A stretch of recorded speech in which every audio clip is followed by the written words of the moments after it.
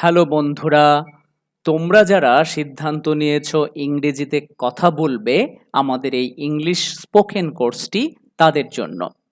এই কোর্সটিকে আমি এমনভাবে সাজিয়েছি যাতে যে কেউ ফুল কোর্সটি কমপ্লিট করলে অবশ্যই ইংরেজিতে কথা বলা শিখতে পারবে। ইংরেজিতে কথা বলার জন্য যেসব জিনিস খুবই গুরুত্বপূর্ণ তা এই কোর্সে কয়েকটি ভাগে ভাগ করে শেখানো হবে। এগুলো না জানলে ইংরেজি বলা সম্ভব নয়। যেমন প্রথমত ইংলিশ গ্রামারের বেসিক কিছু বিষয় আমাদের জানতে হবে, তাই বেসিক গ্রামারের ভিডিওগুলো অবশ্যই তোমরা দেখবে। দ্বিতীয়ত ডেইলি ইউজ ইংলিশ ওয়ার্ডস, ইংরেজি বলতে গেলে যে ওয়ার্ডগুলো আমাদের প্রতিদিন ব্যবহার করতে হয় সেগুলো শিখতে হবে এবং তোমরা আমাদের ভিডিওতে সেই জিনিসগুলো পাবে। তৃতীয়ত ইংরেজিতে কনভারসেশনে যে সেন্টেন্সগুলো আমরা প্রতিদিন ব্যবহার করি সেগুলো সহ কিভাবে বিভিন্ন বিষয়ে কথোপকথন করতে হয় তাও থাকবে ক্লাসগুলোতে। আশা করি তোমরা অবশ্যই দেখবে এবং খুব সহজেই ইংরেজিতে কথা বলা শিখতে পারবে। আজকে আমি যে বিষয়টি নিয়ে কথা বলবো সেটি হলো বেসিক কনসেপ্টস অফ কনভারসেশন, মানে কথোপকথনের কিছু মৌলিক বিষয় নিয়ে, যেগুলো ছাড়া আমাদের দৈনন্দিন কথাবার্তা বলা ইংরেজিতে সাধারণত অসম্ভব। চলো সেটি নিয়ে কথা বলা শুরু করে দেওয়া যাক। যেমন প্রথমে যদি তোমার কারোর সাথে পরিচয় হয় তাহলে দুজনকেই বলতে হয় হাউ ডু ইউ ডু। কোনো বন্ধুর সাথে দেখা হলে বলতে হয় হ্যালো। বাক্যটি লক্ষ্য করো, আমি একটা বাক্য বলছি, যেমন আমি বলতে পারি হ্যালো আবির্ভাব। কারোর সাথে কথা বলছো, বিদায়ের সময় বলবে গুড বাই। কেউ কিছু বললে এবং সেটা যদি তুমি ভালো করে শুনতে না পাও তাহলে বলবে সরি। সকাল থেকে দুপুর 12টার মধ্যে কারোর সাথে সাক্ষাৎ হলে বলতে হয় গুড মর্নিং। দুপুর 12টার পর থেকে বিকাল 6টার মধ্যে কারোর সাথে দেখা হলে বলতে হয় গুড আফটারনুন। বিকাল 6টা থেকে সন্ধ্যার পর পর্যন্ত সময়ের মধ্যে কারোর সাথে দেখা হলে বলতে হয় গুড ইভিনিং। কাউকে কোনো কিছু বানান করতে বললে বলবে ক্যান ইউ স্পেল ইট। কাউকে ধন্যবাদ দিতে চাইলে বলবে থ্যাংক ইউ। কাউকে কোনো কিছু দেবার সময় বলবে হিয়ার ইউ আর।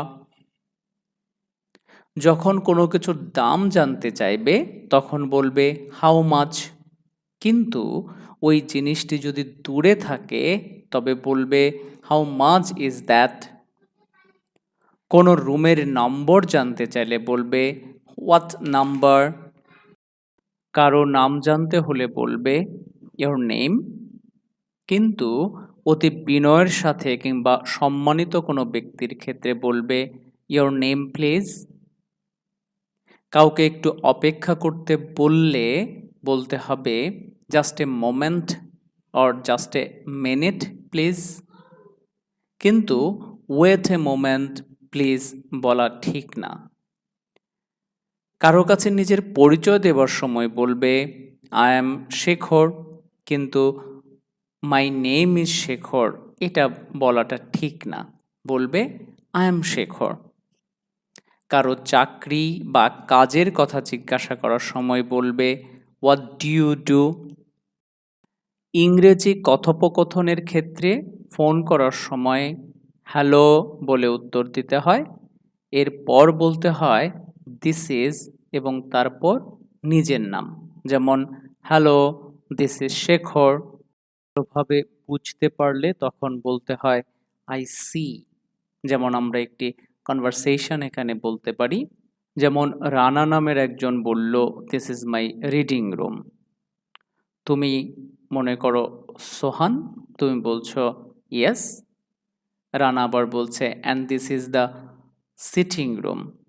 তুমি বলছো I see and that room on the right. এখানে আই সি কথাটির অর্থ হলো আমি বুঝতে পারছি। কারো কথায় বা কাজে আগ্রহ দেখানোর জন্য তুমি বলবে রিয়েলি। যেমন বাবু ইমরানকে একটি ছবি দেখিয়ে বলছে, বাবু, this is Rifat, he is my brother, he is a doctor. Imran বলছে রিয়েলি। কারো মনোযোগ আকর্ষণ করতে চাইলে বলবে এক্সকিউজ মি। দোকানে কোনো কিছু কেনার জন্য পছন্দ করলে তখন বলবে I will take this one.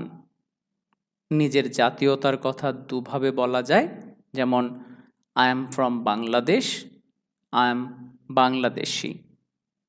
আবার কারো জাতীয়তা জিজ্ঞাসা করলে বলতে হবে ওয়্যার আর ইউ ফ্রম। আগামীকাল দেখা হবে এমন কারো কাছ থেকে বিদায় নেবার সময় বলতে হয় সি ইউ টুমরো। কোনো খবর শুনে ঘাবড়ে গেলে বা বিচলিত হলে বলতে হয় ও ডিয়ার। তুমি যখন কোনো কিছু মিলিয়ে দেখতে চাও তখন বলবে লেট মি সি। কাউকে বসার জন্য বিনয়ের সাথে অনুরোধ জানাতে বলবে do sit down or please be seated. কেউ বিচলিত কেন জানতে চাইলে বলতে হবে হোয়াটস দ্য ম্যাটার। আবহাওয়া সম্বন্ধে জানতে চাইলে বলতে হবে হোয়াটস দ্য ওয়েদার লাইক। কিন্তু হাউ ইজ দ্য ওয়েদার বলা সঠিক নয়। কোনো বিষয় তুমি ভুলে গেছো সেটা বোঝাতে বলবে I am afraid I have no memory of that. কোনো কিছু নিশ্চিত করে বলতে চাইলে বলতে হবে I don't think there can be any doubt about it. কোনো বিষয়ে নিরাশা ব্যক্ত করতে চাইলে বলতে হয় আই রাদার ডাউট দ্যাট। কোনো বিষয়ে উদ্বেগ প্রকাশ করতে চাইলে বলতে হয় I am very anxious about it. কারো কোনো কাজ বা মতামতকে সমর্থন না করলে বলতে হয় I don't approve of this. কারো কোনো কাজে উৎসাহ দিতে চাইলে বলতে হয় well done, that's most encouraging. অসন্তোষ বা ক্রোধ প্রকাশ করতে চাইলে বলতে হয় how irritating, what a nuisance.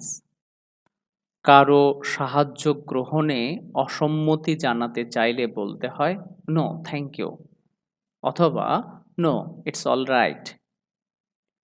কেউ সাহায্যের প্রস্তাব দিলে তুমি সেটা যদি গ্রহণ করতে চাও তাহলে বলতে হবে that's very kind of you or thank you very much. হতাশা প্রকাশ করতে চাইলে বলতে হয় হোয়াট আ পিটি। বিরক্তি প্রকাশ করতে চাইলে বলতে হয় ইটস ভেরি বোরিং অর আনএক্সাইটিং।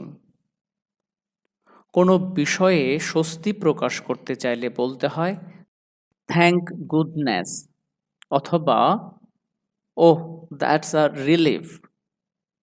কারো বিপদে সহানুভূতি জানাতে চাইলে বলতে হয় ওহ দ্যাটস এক্সট্রিমলি ব্যাড লাক অথবা হাউ টেরেবল ফর ইউ।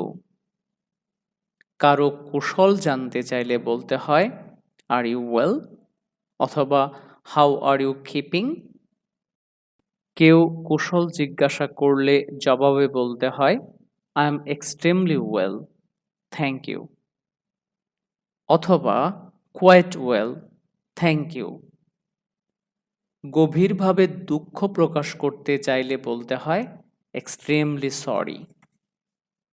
বন্ধুরা, তোমরা নিশ্চয়ই বুঝতে পারছো যে এই কথাগুলো তোমরা বিভিন্ন সময় বিভিন্ন জায়গায় শুনেছ এবং স্পোকেনের জন্য খুবই জরুরি, যেগুলো প্রতিদিনই আমাদেরকে অবশ্যই ব্যবহার করতে হবে নিজে বলার সময় কিংবা কারো কথা যদি শুনি তখনও বোঝার জন্য এই জিনিসগুলো জানতে হবে। খুবই গুরুত্বপূর্ণ এগুলো। তোমরা অবশ্যই বাসায় প্র্যাকটিস করবে যাতে করে এগুলো তোমাদের খুব আয়ত্তে চলে আসে। তাহলে আজকের জন্য এখানেই বিদায় নিচ্ছি। সবাই ভালো থাকবে।